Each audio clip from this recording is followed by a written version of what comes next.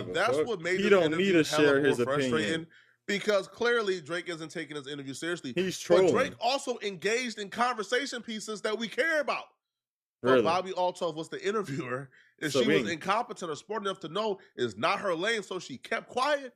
Yeah. So when he engaged in these conversations or the subjects that we care about, we kind of got the itch scratched, but we never truly got the in-depth conversation. They didn't that dive we are into it yearning like for. we really would have. Like Yeah. when Drake talked about how he feels when people call him a culture vulture.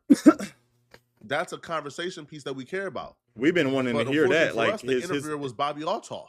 Yeah, so you're a culture vulture, or like you know, the like backdrop people is will beautiful. describe the collaborative efforts that I've put forth and the artists that I've picked up and lifted up or shine a light on as me taking, you know, they'll put a negative spin on it and try and tell me, you know, that it's a self-serving thing or whatever. And I think I get really sensitive about that. And I think at that moment I was just like, well, you know what? Then don't even worry about it.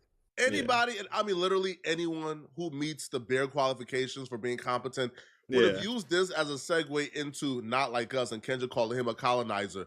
Yeah, I'd have been like, well, this is why I'm not at my bad. Too much, you know, like flag credibility, because Drake don't do interviews where he's walking into it not knowing the questions.